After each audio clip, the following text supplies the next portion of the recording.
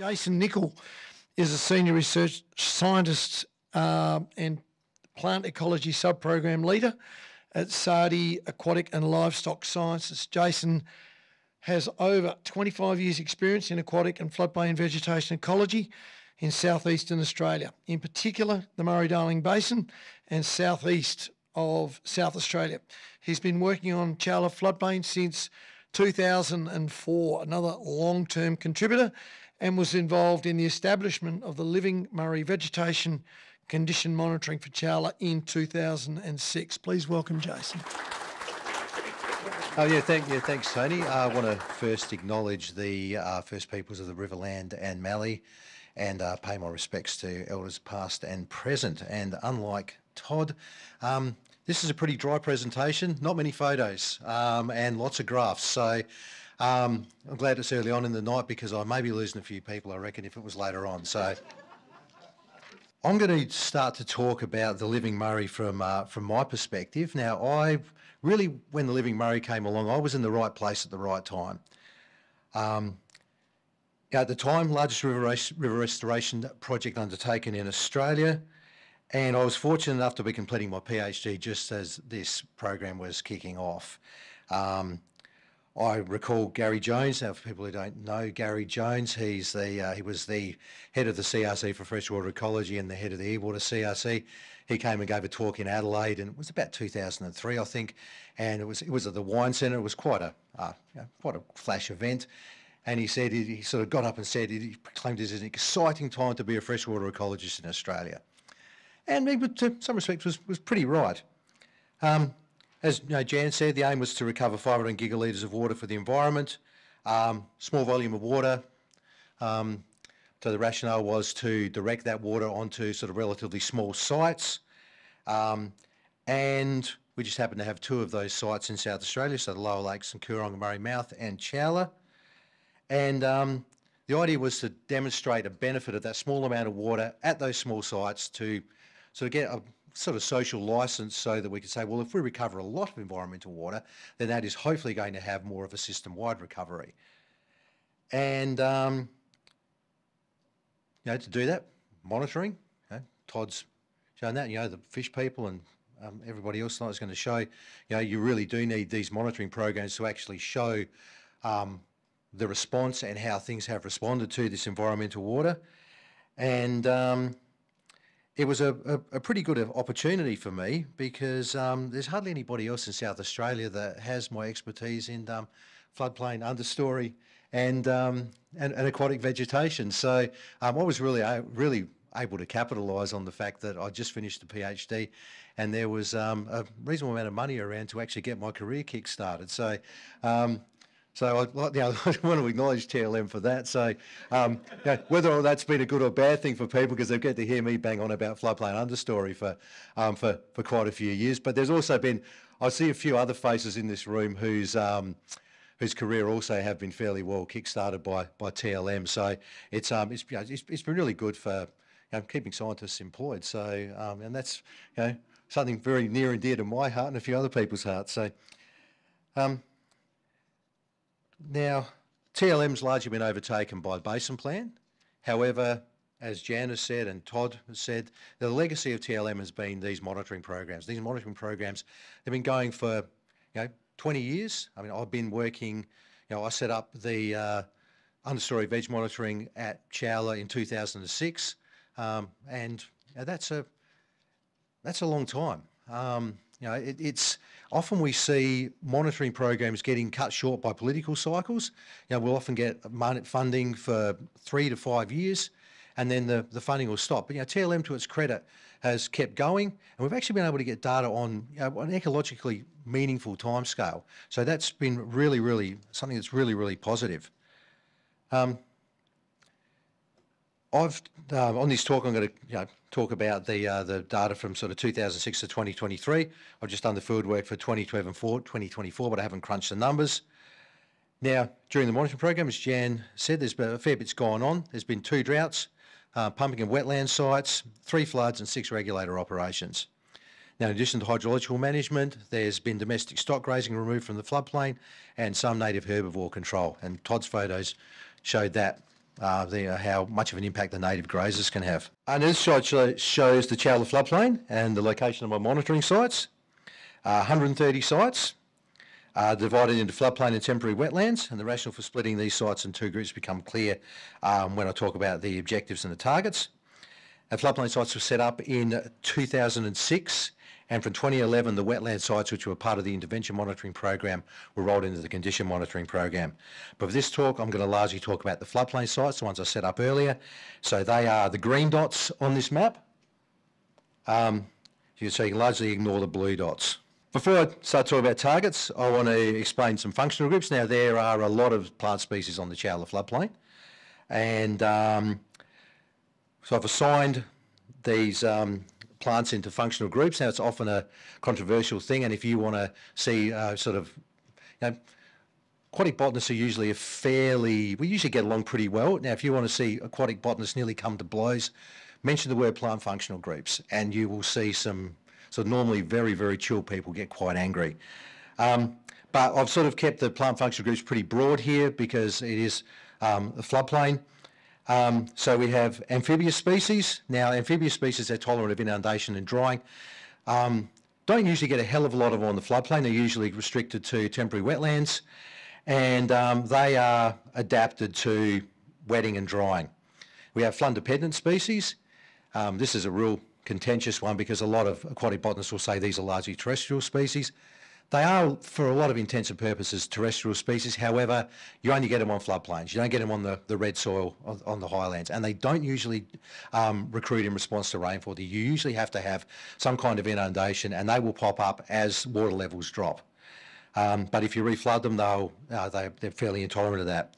Terrestrial species, as the name implies, intolerant of flooding. And usually what happens on a floodplain, you get flood-dependent amphibious species come up, you have an extended drying period, they get replaced by terrestrial species. If things start to go downhill after that, you start to get salt-tolerant species on the floodplain, and when things are really bad, there's bare soil, nothing can grow. There are 5 targets relating to native floodplain understory. The bottom 3, the ones highlighted in yellow, are the ones I'm going to talk about, and the data's been assessing tonight. Each target has 2 parts which we're revising each year. We don't revise that each year, we're revising it this year. There's the first part relates to the abundance and frequency of native floodplain and amphibious species. The other part relates to species richness of native floodplain and amphibious species. There are also some targets that relate to exotic species, which are on the following slide. 4 targets relating to exotic species, 2 for the wetlands, 2 for the floodplains, and xanthium, Nagura burr, which is a proclaimed pest plant. We have a separate target for that because we want less of that up there because it's such a nasty weed. And I'm surprised because this is the first time this has been shown tonight, I think. It's the, and I'm sure once Chris and Brenton give their talk, I'm sure this slide is going to be up there. Flown to South Australia since 2000. Well, 2000 to 2003. We've got the main features. Now let's see if I can get the pointer to work.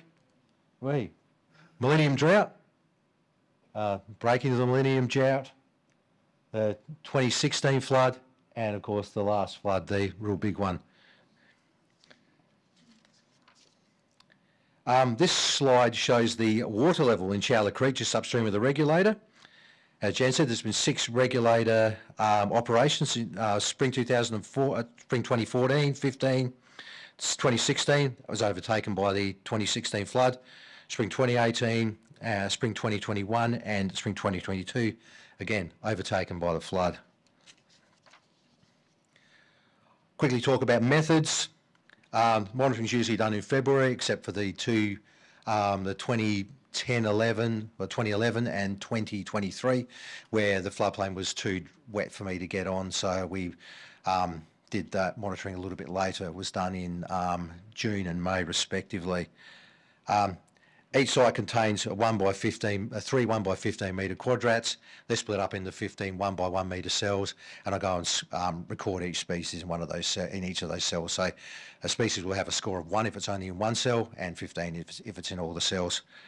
From 2018, we started recording the presence of scats in each cell. just to give an indication of a rough indication of the grazing pressure. I don't differentiate between the scats. It's just too hard to do out in the field. So on the results, this graph shows native species richness of the floodplain sites. Now I want you to concentrate on the blue columns.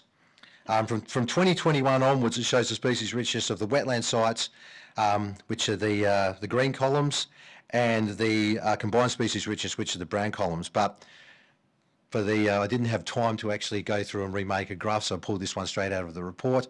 So just look at the blue columns, because they are the blue dots that were on the floodplain sites. So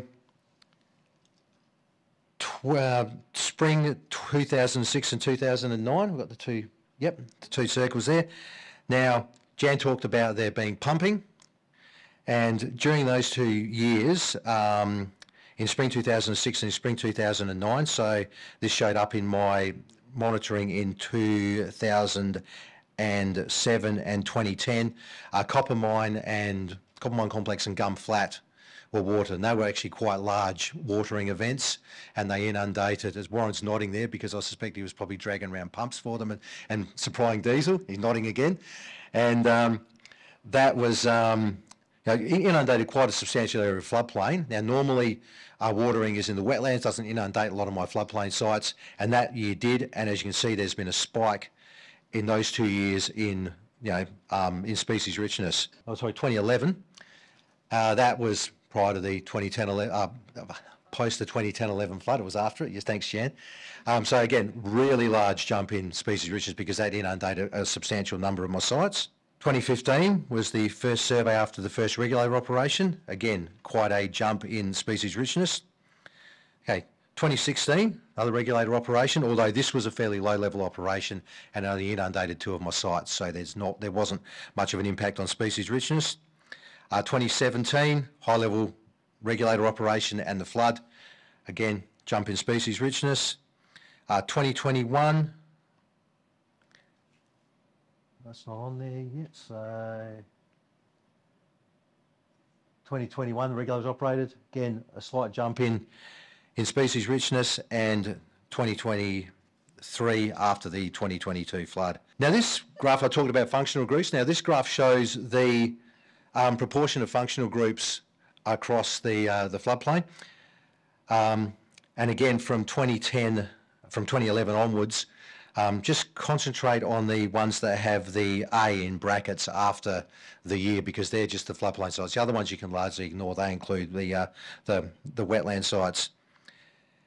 Not going to go through year by year, but again, this shows the first two arrows. Watering of Gum Flat and Copper Mine, an increase in amphibious and floodplain species, the two sort of the light green and the darker green. That's the flood. Real large increase in amphibious and flood dependent species. Small regulator operation, again, didn't get many sites wet, not much change from the previous year. 2016, after a flood, again, increase. 2017, after flood, quite a large increase. 2019, that was a regulator operation. Now, 2020 was a strange one. Now, 2020, there was a massive amount of bare soil on the floodplain. There was huge numbers of kangaroos. Pretty much any blade of grass that popped up on the floodplain was getting mowed off by kangaroos. It was almost like a moonscape up there in 2020. It was also after a dry period. But then in 2021, real dramatic decrease in bare soil.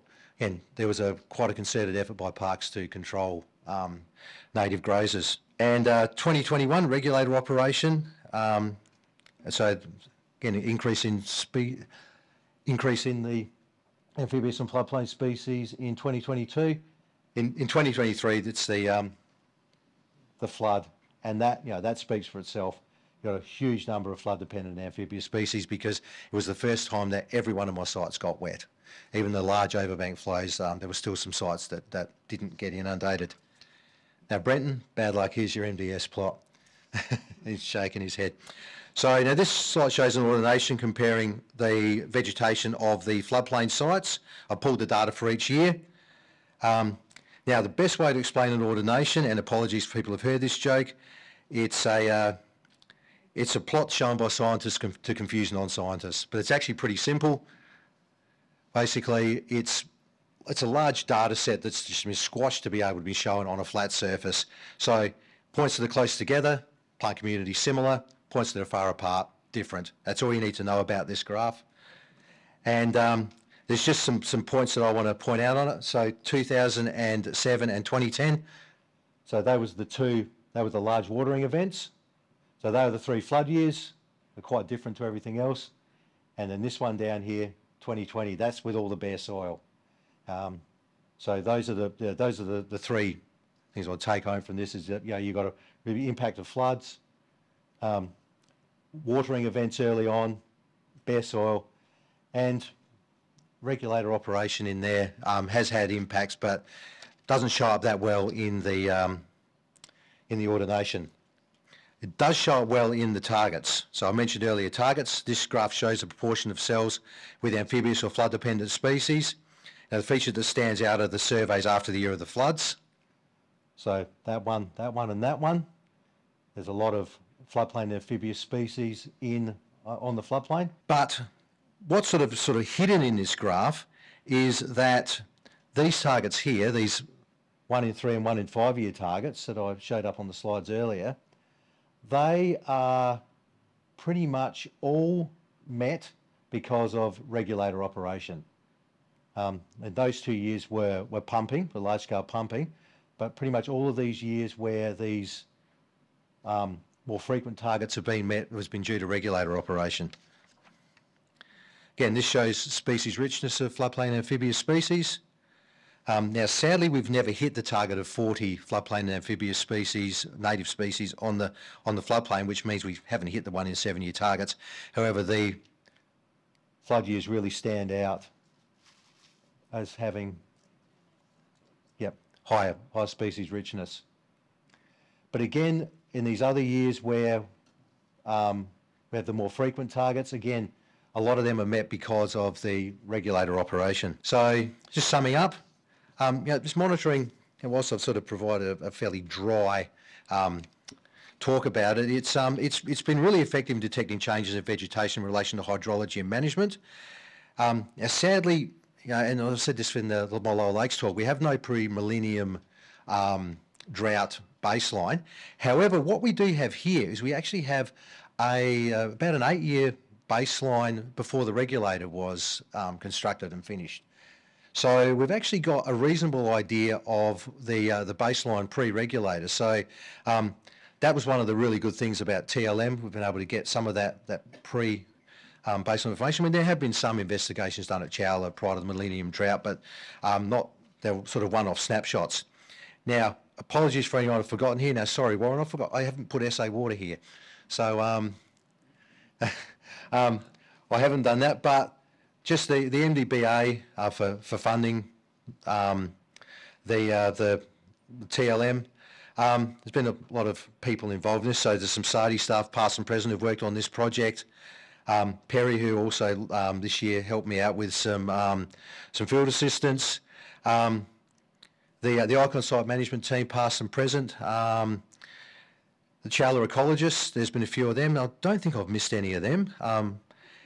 And National Parks staff, and also the Kalkerna managers.